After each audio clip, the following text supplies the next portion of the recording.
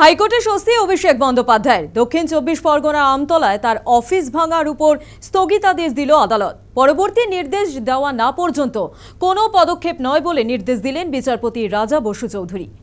বেআইনি নির্মাণের অভিযোগে শনিবার দক্ষিণ 24 পরগনার আমতলায় অভিষেক বন্দ্যোপাধ্যায়ের পার্টি অফিস ভাঙা হয়, চালানো হয় বুলডোজার। পার্টি অফিস ভাঙা নিয়ে মুখ খোলেন তৃণমূলের সর্বভারতীয় সাধারণ সম্পাদক। এর বিরুদ্ধে হাইকোর্টের প্রয়োজনে সুপ্রিম কোর্টে যাওয়ার হুঁশিয়ারিও দিয়েছিলেন তিনি।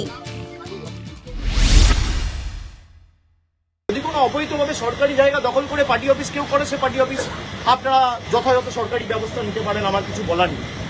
কিন্তু এই জায়গাটা তো সরকারি নয়, কিনে অফিস বানানো হয়েছে, তার প্ল্যান রয়েছে, বৈধ নথি রয়েছে, সব হাইকোর্টে আমরা জমা দেবো।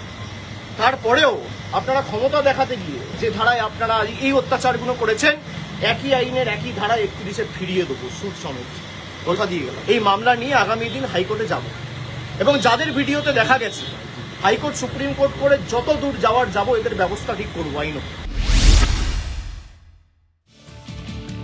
পার্টি অফিস ভাঙা নিয়ে অভিষেকের আবেদন নিয়ে রবিবার ছুটির দিনে কলকাতা হাইকোর্টে জরুরি শুনানি হয়।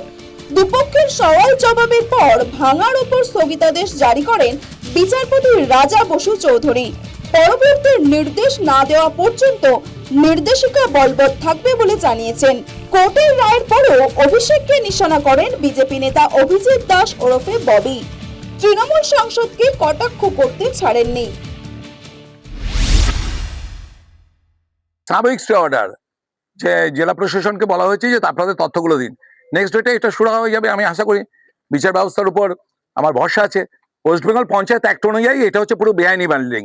এখানে G+3 যদি আমরা করতে চাই এই গ্রামের দিকে পঞ্চায়েতের সিস্টেমের মধ্যে যে সমস্ত বাড়িঘর আমরা তৈরি করতে যাই, তার জন্য জেলা পরিষদের পারমিশন দরকার। ওই বিল্ডিং এর কোনো পারমিশন নেই। আর অভিষেক ব্যানার্জির এত জ্বালা কিসের? ওইটা তো ওর জমি নয়, ওইটা ওর বাপের জমি, ওর তো কিছু নেই।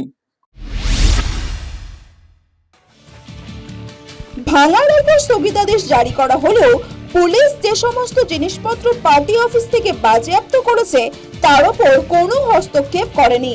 সেই সঙ্গে ভাঙার কারণ হিসাবে সরকারের জবাব চেয়েছে আদালত। News time.